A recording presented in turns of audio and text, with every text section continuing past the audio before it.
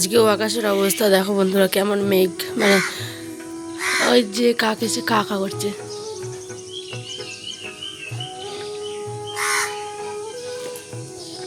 ঘুম থেকে উঠেই এখন আবার রান্না বসাতে হবে। ওই যে দেখো ধানগুলোকে মেলে দেওয়া হয়েছে, ঠিক আছে। আর এদিকেও কিন্তু এই যে দেখো ধানগুলো মেলে দেওয়া হয়েছে, এগুলো এখনো ঢাকা দেওয়াই আছে। তো চলো আজকে রান্নাবান্না সকালবেলা থেকে ব্লগটা শুরু করলাম। হে, কেমন আছো তোমরা? আমি তো দিনাজপুর থেকে পায়ের, আমার ব্লগে তোমাদের সবাইকে স্বাগত। সকাল উঠেই ভাত বসিয়ে দিয়েছি, কারণ জানোই আমাদের সকালের খাবার বলো বা দুপুরের খাবার আমাদের কিন্তু ভাতটাই লাগে। রান্নাটা বসিয়ে দিয়ে দেখো পলিথিনগুলোকেও কিন্তু একটুখানি সরিয়ে দিচ্ছি, কারণ পলিথিনটা থাকলে ধানগুলোতে কিন্তু গরমটা বেশি পরিমাণে ধরে থাকে। তাই ইটগুলো দিয়েছিলাম চাপা, সেগুলোকে একে একে সরিয়ে এখন পলিথিনটাকেও আমি কিন্তু সাইড করে দেবো। আর আচ্ছা বলো তো, তোমরা কি ব্যাকগ্রাউন্ডে কিচিমিচি আওয়াজ পাচ্ছ? এটা হচ্ছে একদম ন্যাচারাল পাখির ডাক, মুরগির ডাক। সকালবেলা উঠে যেহেতু ভয়েস দিচ্ছি সেই কারণেই। তো এখন আমি এবার ধানগুলোকে একটু পড়ে গেছে তো পা দিয়ে সোজা সোজা করে দিচ্ছি। আর এইখানটায় দেখো একদম ভিজে একসা হয়ে গেছে, গরম ধরে গেছে, যেহেতু গতকালকে মানে রোদই হয়নি, হালকা হয়েছিল। তো ওগুলোকে মেলে দিয়ে এসে ভাবছি কী রান্না করব। দেখি যে করলাগুলো পুরো একদম হলুদ হয়ে যাচ্ছে, যার কারণে ভাবলাম চলো করলাগুলোকেই কিন্তু আমি এখন আগে রান্নাটা করে নিই, কারণ করলাগুলো দেখতে দেখতে নষ্ট হয়ে যাচ্ছে। আর খুব বাজে লাগে যখন কোনো সবজি, মানে কেনা সবজি নষ্ট হয়ে যায়, তাই না বলো? এবার এখানে আমি ভালো করে জল দিয়ে ধুয়ে নিই। পাকা করলা খেতে কিন্তু খুব নাকি ভালো লাগে। আমি তো খাইনি, আর আয়নের বাবা খেতে চায় না বলে আমার খাওয়া হয় না। পেঁয়াজ দিয়ে একটু ভারী করে তেল দিয়ে বেশ ভালো লাগে। আর এইখানে আমি পেঁয়াজ আর কাঁচা লঙ্কাটাও চিড়ে নিচ্ছি, আমি এটাকে ভাজা ভাজা করব সেই কারণে। আচ্ছা, তোমরা আজ কী কী খেলে অবশ্যই কিন্তু কমেন্টে জানিও। গ্রামের বউদের জীবনটা এরমই হয়, তাই না? হাজার ব্যস্ততার মধ্যে সকালটা শুরু হয়, আর কোথায় যেন দিনের শেষে গিয়ে রাতটুকুতেই শান্তি। একটুখানি চোখটা যখন বন্ধ করি ঠিক তখনই মনে পড়ে, এই রে যা, এডিটটা হয়নি, তো এডিটটা করতে হবে। তো হাতের কাজগুলো ঝটপট সেরে এডিট নিয়ে বসে পড়ি।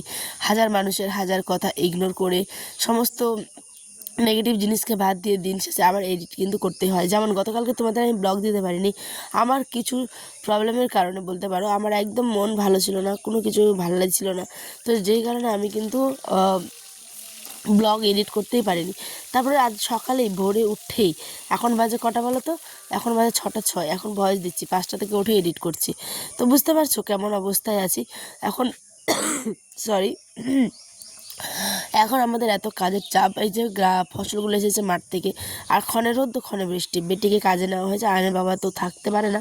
অন্যান্যবার আয়নের বাবা ছিল, কিন্তু এখন যেহেতু ওর কাজে প্রচুর চাপ চলছে, দোকানে বলো বা স্কুলে। বাবাকে পছন্দ করে দিচ্ছে কোনটা জামা পরে যাবে বাবা, দেখো ওর পছন্দই পড়লো লাস্টে যে এটা। না না, তুমি ডাকলো না। হ্যাঁ, তোমার পছন্দের জামা পরলো আজকে বেটা। ওই বাবা রেডি হবে আর ওই গিয়ে আগে দিবে, প্যান্ট আগে দিবে, জামা আগে দিবে। খাওয়া দাওয়া করেই বর কিন্তু চলে গেল। হ্যাঁ, আর এইদিকে কিন্তু আমিও এখন যাচ্ছি ঘরের দিকে, ধানগুলোর ব্যবস্থা করতে হবে। ধানগুলো যেহেতু অল্প হালকা জল ঢুকে গেছে, মানে কি বলবো, তলে একটুখানি জল ঢুকে গেছে, ঠিক আছে। তো যে কারণে নেটটাকে ভালো করে মেলে দিচ্ছে। আর এখানে দেখো ছোটো বাচ্চাগুলো আনন্দ করে খেলাধুলো করছে। ওদের আবার আনন্দ, ওদের কোনো চিন্তাই নেই, তাই না বলো? ওরা যেখানে ধান পাচ্ছে সেখানে বেশ দৌড়াদৌড়ি করছে, আনন্দ সহকারে আর কি খেলছে। তারপরে এদিকে আমি নেটটাকে ঠিক করে মেলে দিচ্ছি। আমার আজকেও কথা বলতে একটুখানি অসুবিধা হচ্ছে, তাই না? কারণ মাথাটা প্রচণ্ড ভার গাইজ, আর আমার একদম নাক, মানে সর্দি লেগেছে প্রচুর। ওই জন্য আমি ঘুমন্ত অবস্থায় কোনো রকম এডিটটা করলাম। মন চাইছে যে তোমাদের ব্লগ দিই, কিন্তু সচরাচর শরীরটা সাথ দিচ্ছে না, বুঝতে পারছো? এ হচ্ছে ব্যাপার। ধানগুলোকে একটুখানি মাথাটা ভেঙে দিলাম। ধানের মাথা দেখো কীভাবে ভাঙতে হয়। তোমরা কি কেউ এইভাবে ভেঙেছো? ধানের মাথা থাকলে জানিও। এটাকে বলে ধানের মাথা ভেঙে দেওয়া। এখন বাজে 1টা, বেটিকেও দিলাম ভাত, কচু দিয়ে করেছিলাম মাছ, আর করেছিলাম করলা ভাজা, দেখতেই পেলে। ধানটাকে নেড়ে দিচ্ছি, বেটির একটুখানি রেস্ট দিচ্ছে। এখানে মোরগটা দিন দুপুরে খালি কাঁ কাঁ কাঁ কাঁ করছে, বুঝতে পারছো? তো সেই কারণে কিন্তু মোরগটাকেও একটু তোমাদের সাথে শেয়ার করলাম। ঘেমে পুরো অবস্থা দেখো কী অবস্থা হয়েছে। আর দুইটা এদিকে ফ্যান চলছে একটা বড়, দেখো বন্ধুরা। আর যে ফ্যান, ওদিকে কত রৌদ্র বাইরে, দেখো একবার। আয়নের কাপড়গুলো আমি এখানেই মেলেছি। আর যে বেটি তো ভাত খেলো, এখন বেটিকে দিলাম হচ্ছে গিয়ে শশা আর খেতে।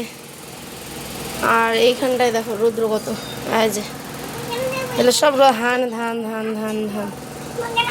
শশা ছোলা হচ্ছে, 2টা বাজে। তো চলো আই এখানে নুন খাই কেন রে আল্লাহ, আবারও ধানগুলোকে নেড়ে দিতে হচ্ছে। সেকেন্ডে না ভিডিও টিডিও এডিট করা হয়ে আপলোডও দিয়ে দিলাম। এখন বাজে বিকেল 5টার মতো। তো চলো এখন আমরা গিয়ে ধানগুলো ঢিপাবো। এই যে আস্তে আস্তে কাজ শুরু হয়ে গেছে। তো আমাদেরও ঢিপানো হয়ে মানে একটা এখানে একটা ঢিপ দেখতে পাচ্ছ, আর আমাদের বাড়ি ওইদিকে আরও ঢিপ আছে। ছেলে এখনও ঘুমিয়ে। তো চলো তোমরাও দেখতে থাকো ব্লগটা। তো বললামই 5টা সাড়ে 5টার মধ্যে বাজে, একদম সূর্য অস্ত যায় বলে এদিকে আমরা কিন্তু চটপট করে ওগুলোকে গুছিয়ে বেটিয়ে আমি সন্ধ্যাবেলা কিন্তু আমার মুড়ি খেতে বসে গেছি দেখো। আর এখন বাজে হচ্ছে কটা, রাত্রি 8:30 বাজে। আয়ান আর রোহিত খেলছে এখানটা, আর আমি এখানে ভাত বসালাম, পটল ভাজা আর করবো হচ্ছে সয়াবিন আলুর ঝোল, ডিম ভাজা। রাত্রেবেলাও বেটি খাবে সেই জন্যই। তো চলো একে একে রান্না করি। পটলটাকেও ভাজা হয়ে গেছে, এদিকে সয়াবিনগুলোকেও ভেজে নিচ্ছি। শরীরটা চলছে না, তারপরেও এগুলো কাজ করতেই হচ্ছে, রান্না বান্না নাহলে খাবে কি বড় বাচ্চা, তাই না? তো এখানে আমাদের খাওয়া দাওয়া চলছে। তোমাদের আজকের ব্লগটা কেমন হলো জানিও। নতুন বন্ধু হলে পাশে থেকে সাবস্ক্রাইব করে চ্যানেলটা। Thank you so much watch করার জন্য ভিডিওটা। বাই।